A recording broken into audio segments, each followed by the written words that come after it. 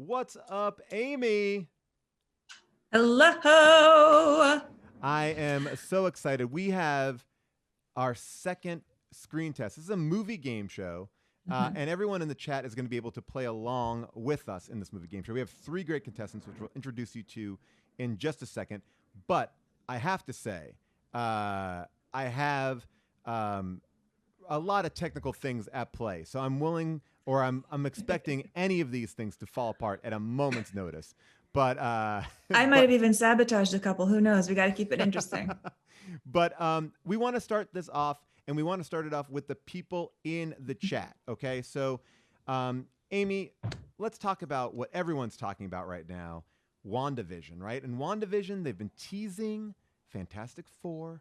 Everyone's like, who are they going to cast in Fantastic Four? And we had a different idea, didn't we? Like, we had a different idea of maybe not who are they going to cast, but maybe who should they have cast? Well, yeah. I mean, we're having this conversation right now that's like, who are they going to cast just based on like something really limited, who's alive right now? Right. But I Yeah. feel like they're the Fantastic Four. They are fantastic. And our modern day CGI is fantastic. So I don't want to hear anybody alive on this list. I want to know the best dead actors who should play one or more of the Fantastic Four. That's right. So we All want you right, to chat. give us What you your got? best dead actor. You can cast any one of these characters you want to do. But here we go. Mhm. So who would be a good Johnny Storm? Who would be a good Thing? Who would be a good Sue Storm? We want to see. They just have to be dead. That is what we're starting off with. All right, let's see here. People are saying Marlon Brando as the Thing. I think that's a good choice. I like that. He could be a good thing. For some reason, Spencer Tracy as the Thing just popped into my head. All right, how about this? This is a good one. Wait, I don't know who this is. Candy Darling? Do you know who Candy Darling is? Who's Candy Candy Darling? Darling. I feel like I should know that, and I just blanked out. I'm guessing they're a very cute person. All right, there is also Philip Seymour Hoffman Oh, as the Thing, Vincent Price as Stretchy Guy. That's not Stretchy Guy. That's Mr. Fantastic. That's all right.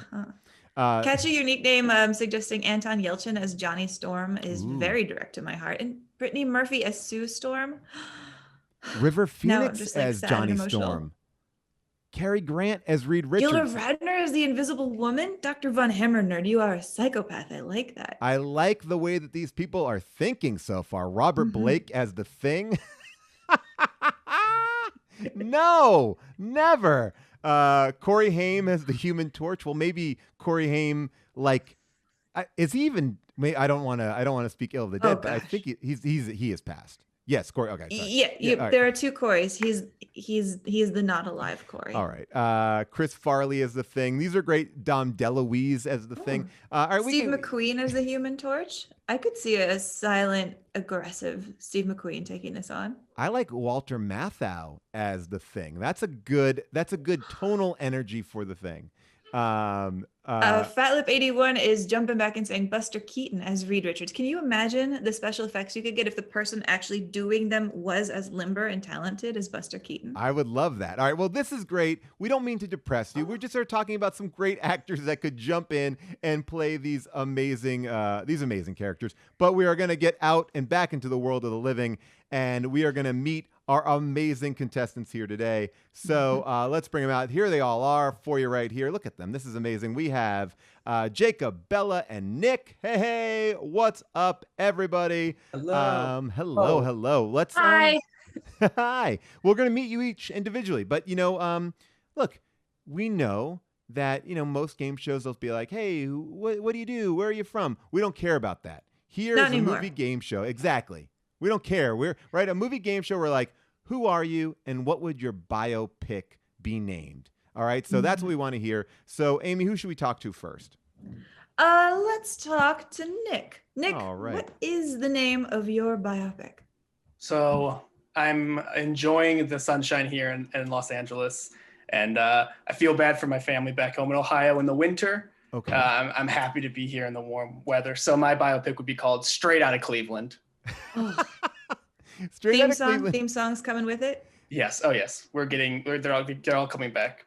I like Straight Outta Cleveland. I thought that in the beginning it was just I'm enjoying the sunshine here in Los Angeles. And I was like, that's a good title. I like that. It's a long one. It's a thinker, but I'm glad I didn't go with screw everybody who's not me, Nick. Well, Nick, you also work at the ArcLight. I do. And hopefully people, if you've never been to the ArcLight here in Los Angeles, it's an amazing experience. There's ArcLights all over the country, and they're amazing. But I asked you this before, but I think it's always good to ask it out to the crowd, everyone get to know you. Like, what are the movies that you put on your name tag? So at ArcLight, we have name tags that have our favorite movies on it. So a lot of people have, The Dark Knight and Reservoir Dogs. My two favorites are In Bruges and Kiss Kiss Bang Bang. And then for Halloween, I have Kevin Smith's Tusk. I will stick up for Tusk. Thank you for doing that. But wait, is there anybody who like starts and you look at their name tag and you're like, oh, I don't know if I respect them as much? No, I try to be open-minded. Okay. We do have discussions where we're like, that one's pretty, a lot of people have had that one. I get suspicious when I see a new movie on that name tag. I feel like you got to let a year pass before it's going to be like immortalized on your name tag. I feel like, yeah. So, all right. Well, it's great to meet you, Nick. We are now going to move over. Amy, who should we go to next? Let's go to Bella. All right. Bella. Give us the name of your biopic. So my biopic would be called Law and Hoarder, the story of a promising young law student who is crushed to death by her secondhand books and tchotchkes. Well, because you are. Is this like 127 hours? Are you going to get out, or is it just a tragedy? No, it's a very short biopic.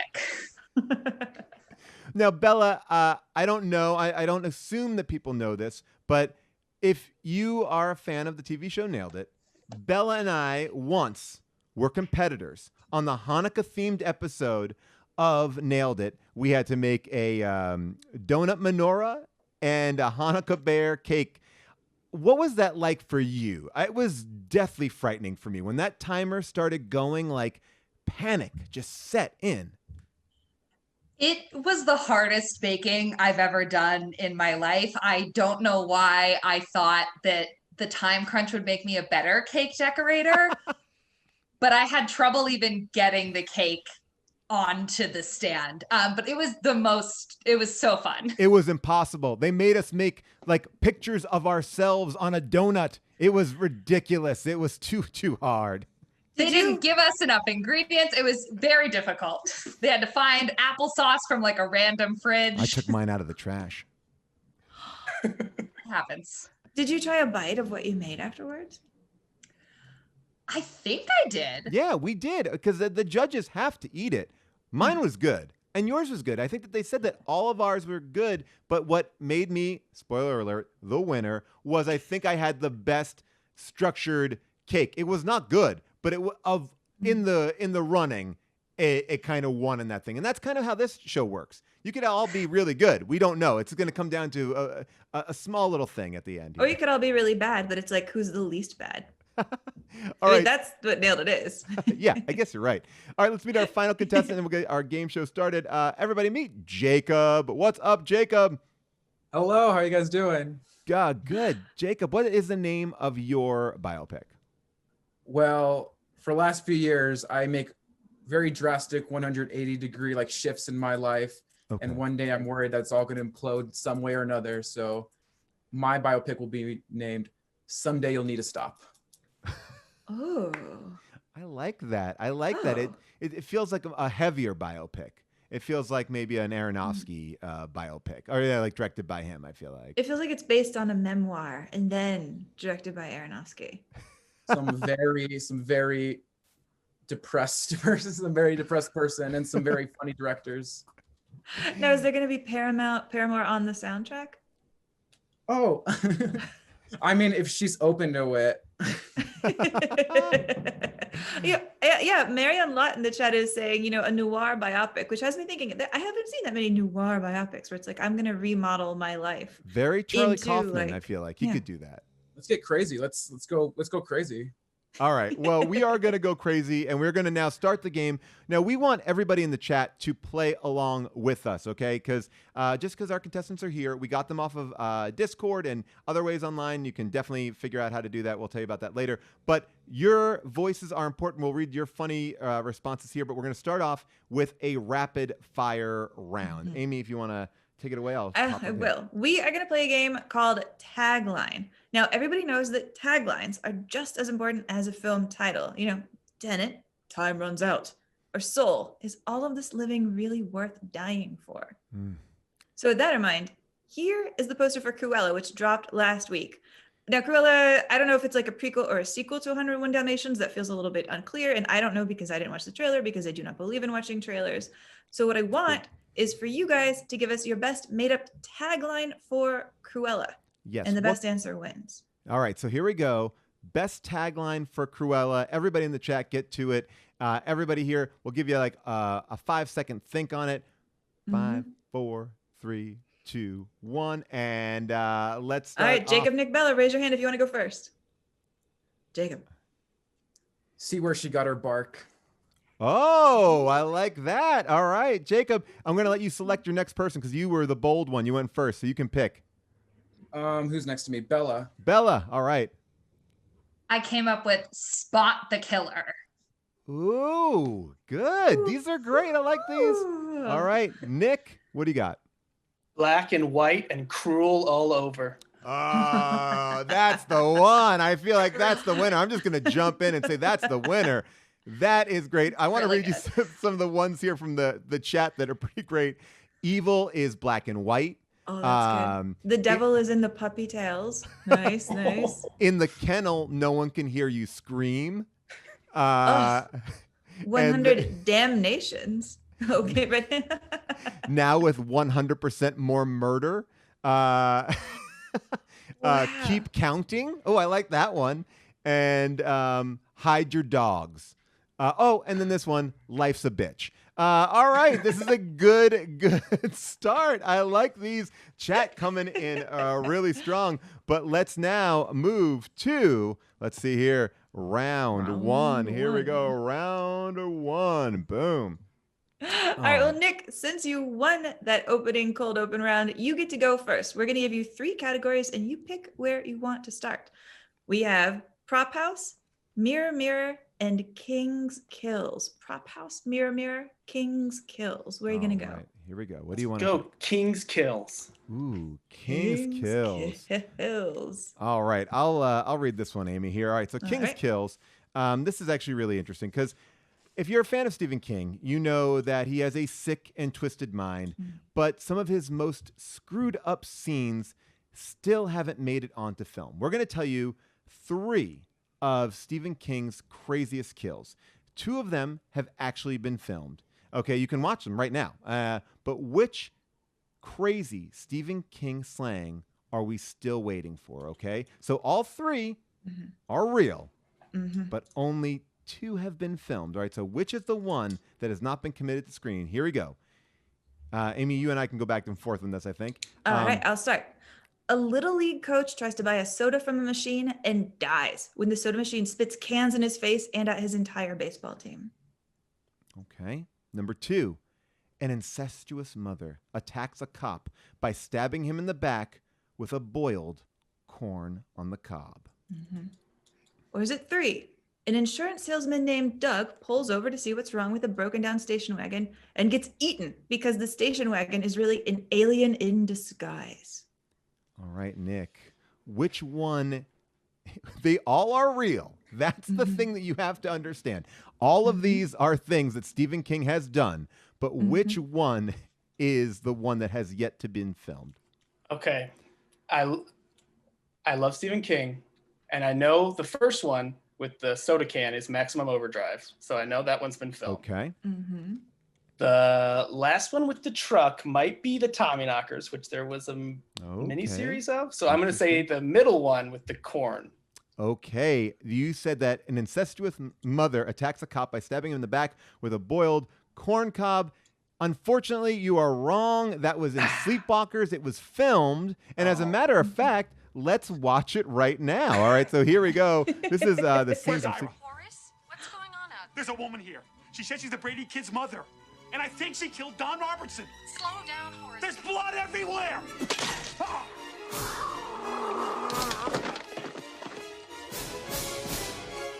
No vegetables, no dessert. All right, no vegetables, no dessert. An amazing kill there. Yeah. However, yeah. I don't want you to feel too bad, Nick, because the real kill that has not been filmed, the insurance salesman and the station wagon, it's actually an alien that eats him, that is from Mile 81. A little short story of his. And Mile 81 has not been filmed yet, but it is in pre-production at Netflix. So you'll be able to see the alien station wagon very soon. I love it. All right. So, but Nick, you didn't get a point right here, but you are leading with your first point right out of the gate. You get to pick someone to go next. You can pick, Jacob or Bella. I'm going to go with Bella. All right, Bella, here we go. Bella, you have two more choices on the board. We've already done, this is what we can't do amazingly with our graphics, but we've already done King's Kills. So you have Mirror Mirror and Prop House. Let's do Prop House. Prop House. Uh-oh.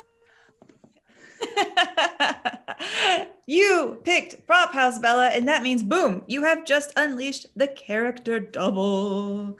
What does that mean? Well, it means that we are about to meet someone special. A special character is going to come onto the show who has a special challenge.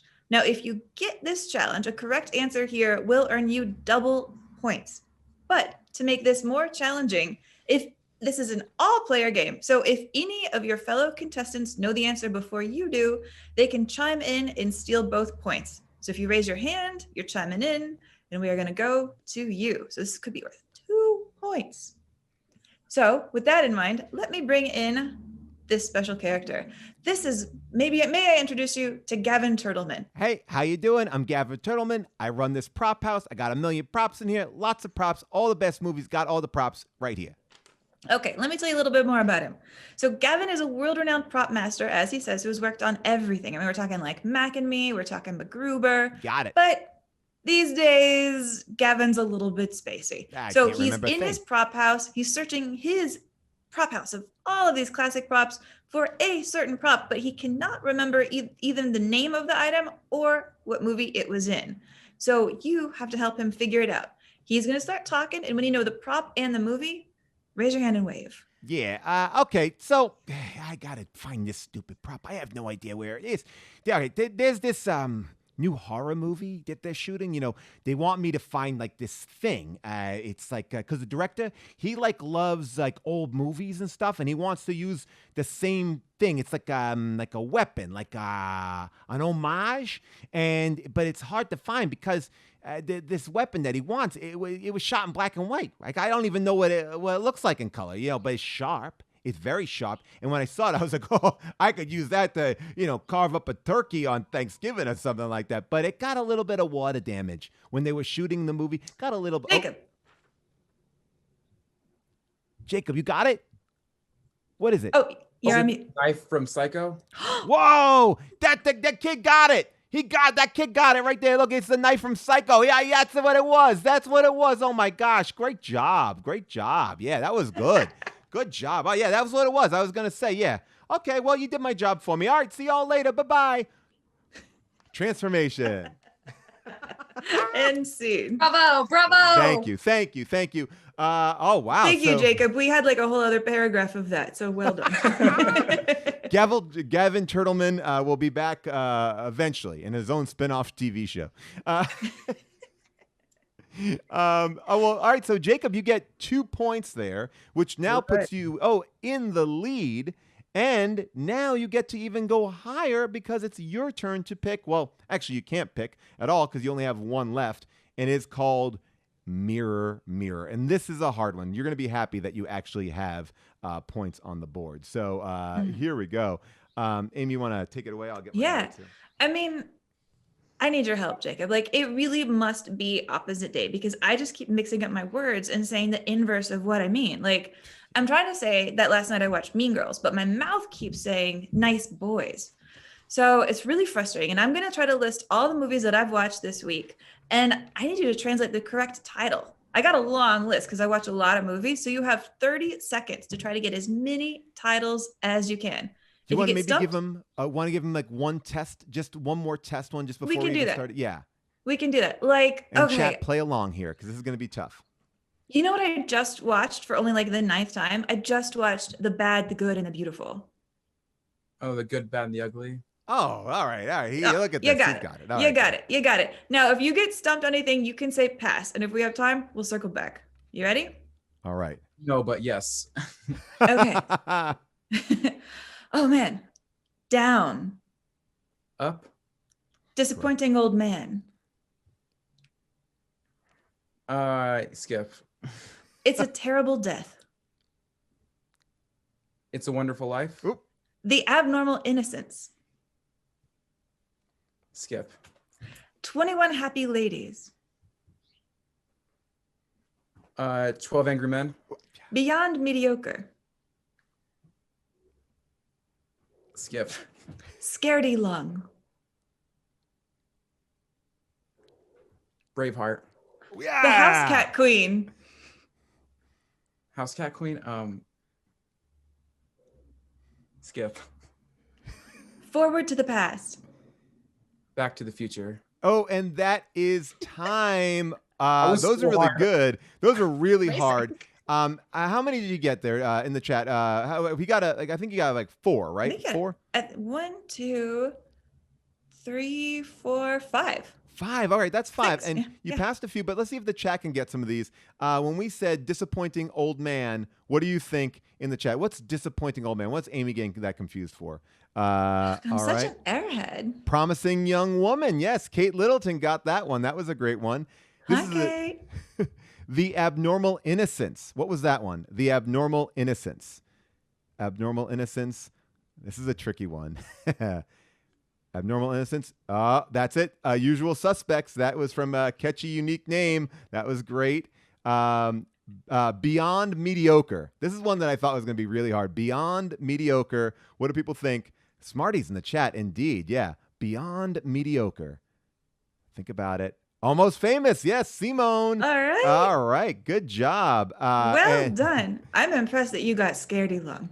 That Thank was you. great. I was really impressed. All right. So, Amy, what do you think? He got 5. He passed on a couple. How many points do we want to give it here? I think he gets the full point for that. I All think right, he gets full the full points. point. All right, we give him the full point, which means that now he is rocking 3 points. We have Nick with 1 point and Bella with 0 points on the board. But at this point, anything can happen. Anything can go on. And we're going to go right now to the chat to play a game with you. Okay, so chat, here we go. All right, this is actually a lot of fun. I don't know, Amy, have you seen this movie yet? Where's Ira? Did you know that Nick Cage came out with a movie this week?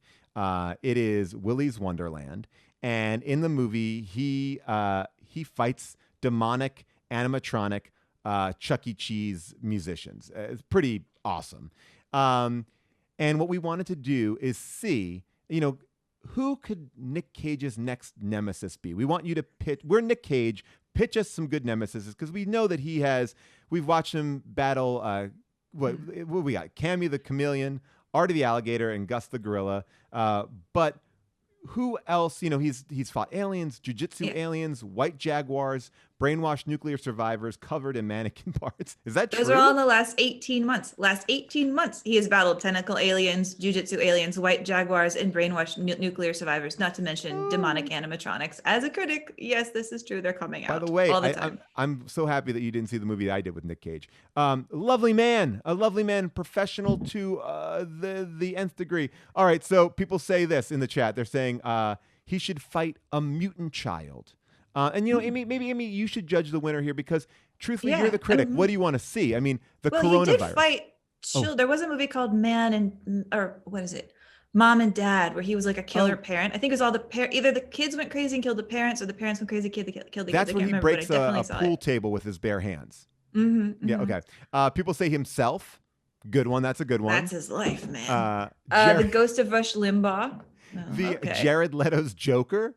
I would actually like that. Like have him play Superman and then fight Jared Leto's Joker, even though they're from not the same, they're in the same DC universe. I would like to see that. Zombie Elvis. I'm into Zombie Elvis. Nick Cage versus Turbo Man from that Sinbad Arnold Schwarzenegger movie.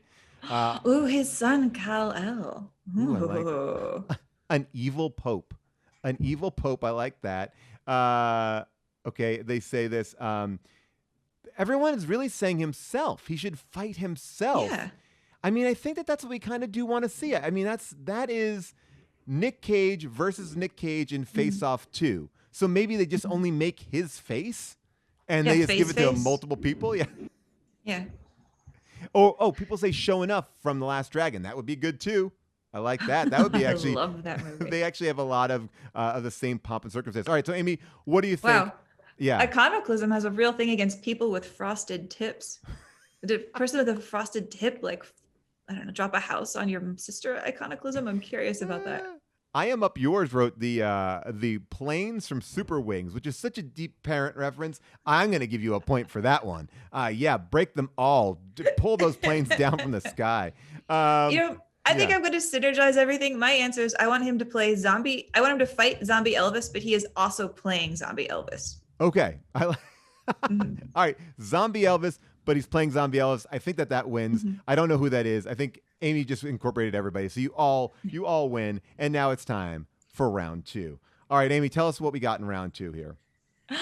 All right. This is our talent competition where each of our contestants will be expressing their personal talent. Now, Bella, you have the least amount of points on the board because you have 0. You can't really get much lower than that, but that's great for you because we love an underdog, and that means that you are up first.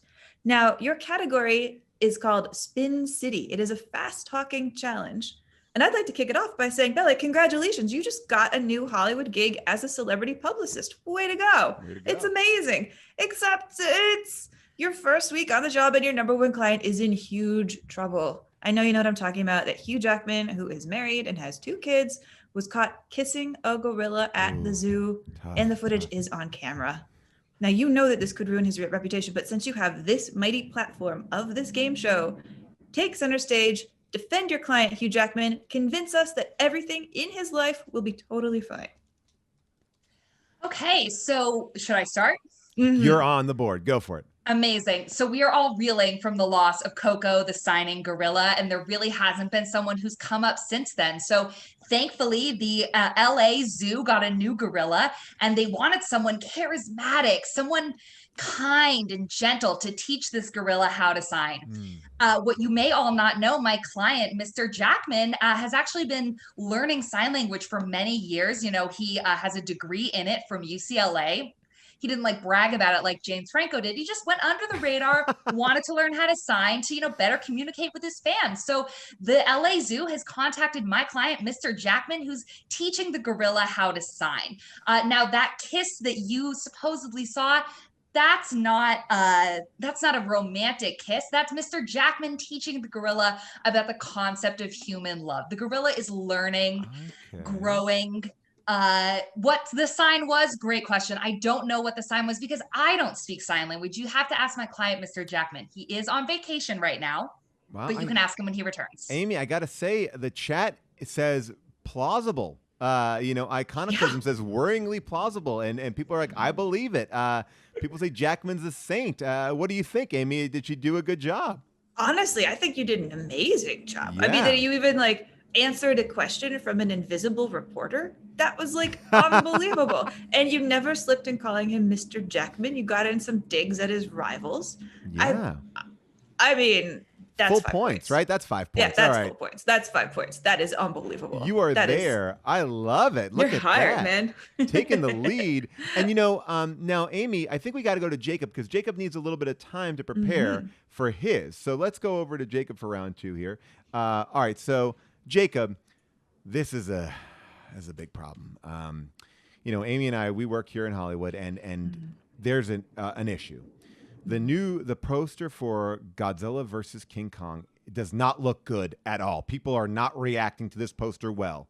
We're going to give you a little bit of time to draw just with a pencil. We understand that you don't have that much at your disposal right now, but you have to draw a brand new poster for Godzilla versus King Kong. We're going to give you a couple of seconds to do it. So we want it to look, maybe more rugged or, scary. Let us know that this movie is going to have heart and soul and emotion. So try to get all of that out. Godzilla versus King Kong. We got to see if we can top what currently is in the box office right now. So you work on that, and then we're going to move our way over to Nick for a little bit, okay? All right. All right, Nick. Well, you have an acting challenge, and this is an acting challenge that we are calling Will Drama Smith. Because drama and Will Smith, these two things go hand in hand. I mean, we love Will Smith. And honestly, one of the things that Paul and I have been really serious about doing is trying to get people ready for a critical reevaluation of Will Smith and his oeuvre. Because I secretly suspect that the rap songs that he has written for his films, even those are more serious than he has ever gotten credit for. Exactly. So we want you, Nick, to prove it. We want you to do a dramatic, Oscar-worthy reading of the poetic words that he penned for the Men in Black 2 soundtrack. Now, the song is called Black Suits Are Coming, but you cannot sing this, Nick. You just have to make us feel it through your acting. That's right. Here we go. So best dramatic interpretation of Black Suits Are Coming. We will be quiet and give it the floor to you. I am the man in black. I'm back breaking the back of the random attacker, so can the flak, I'm dangerous. I've been trained to bust when a stranger fuss, trying to endanger us.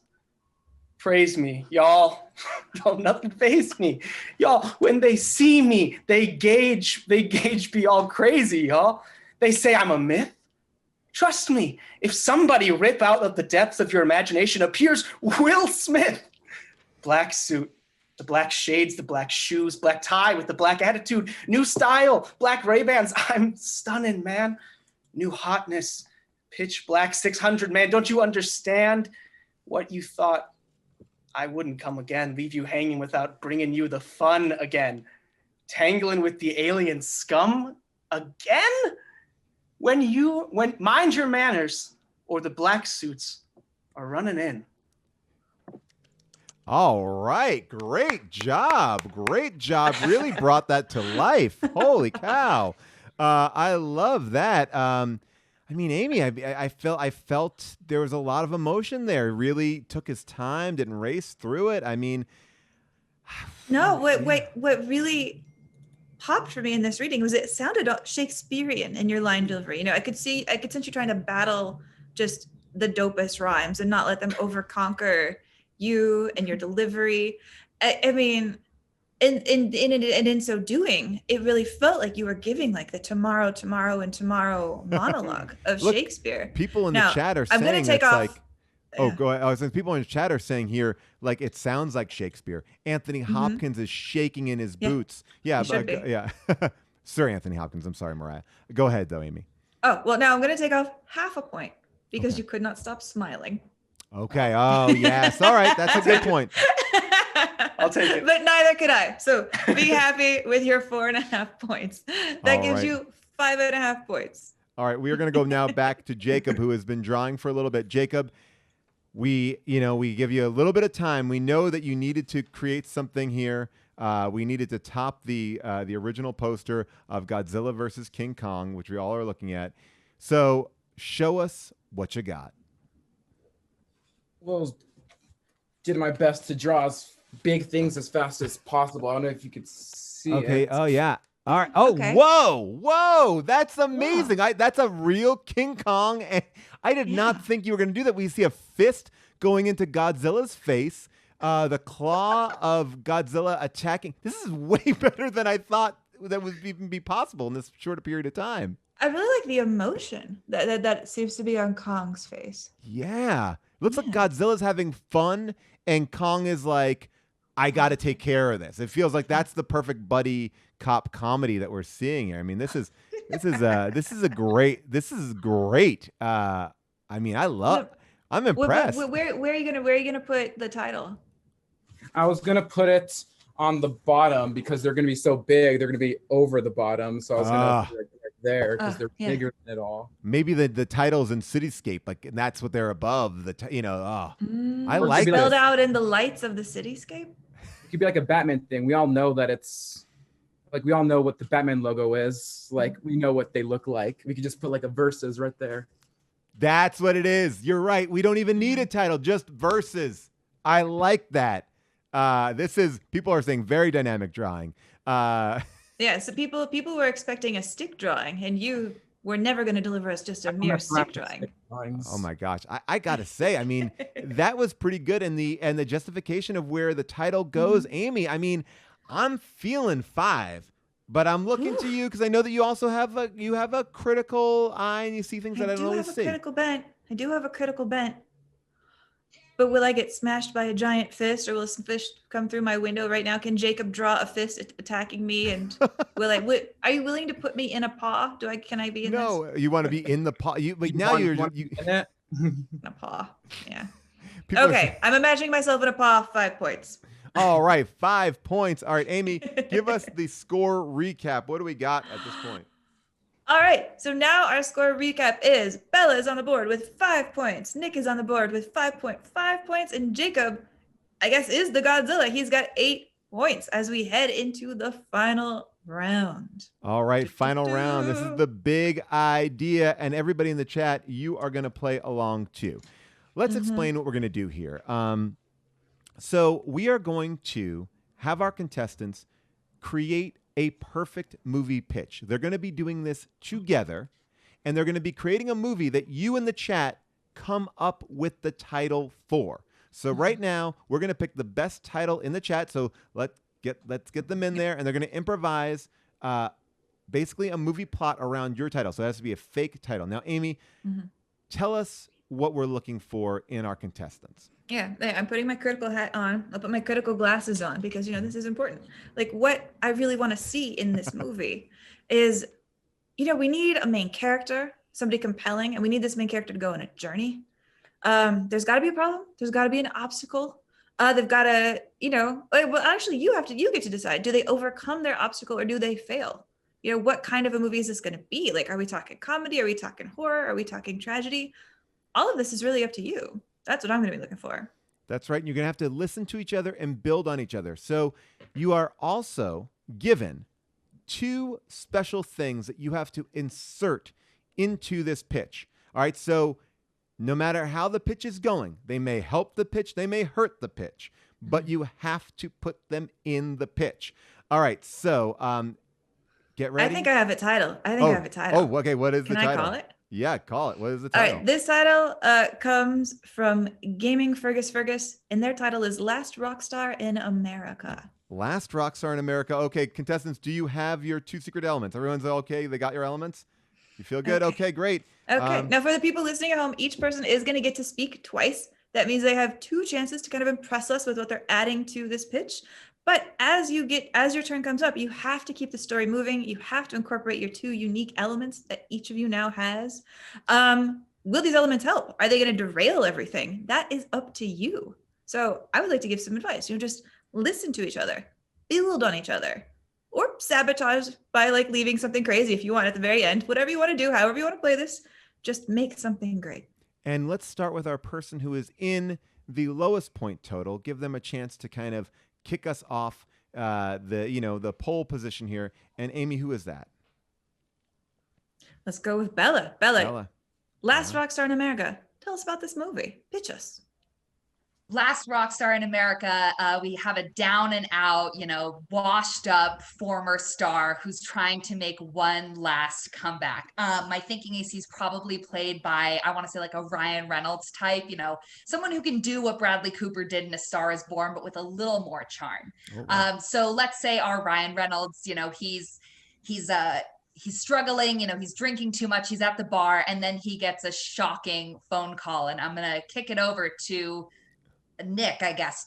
Wow. Okay. Interesting. I love that Bella passed the mic without even being requested to. Okay, great. So this is great. I like it. This shocking phone call. Oh, exciting. Yeah, this is a turning point in the first act of the movie. Ryan Reynolds' character, things have been going really bad. He had one big hit in the 80s. We see a montage of that big hit right as the beginning starts. We see it. It's a big ballad, beautiful ballad. The shocking phone call is from his manager. Now the manager she's very businesslike, very reserved.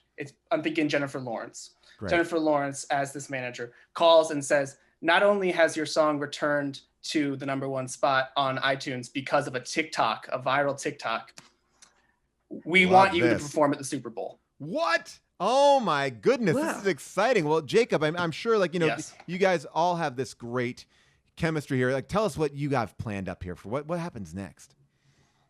All right. Well, the Super Bowl is a big deal. It's a very big deal. So he has to buckle down. He has to get everything straight. He's doing good. You think he's going to start you think the show might be hit. Everything's against him. They think he's just a one-man show. He's doing it, but then he breaks his leg. Oh my God. Yeah, he's down. They're looking for someone else behind his back. He says he can do it, but there's no hope. But they're being two-faced with him. They have someone else. Who it is another musician of some sort, a Robert Plant type. I would say he's played by maybe Brad Pitt.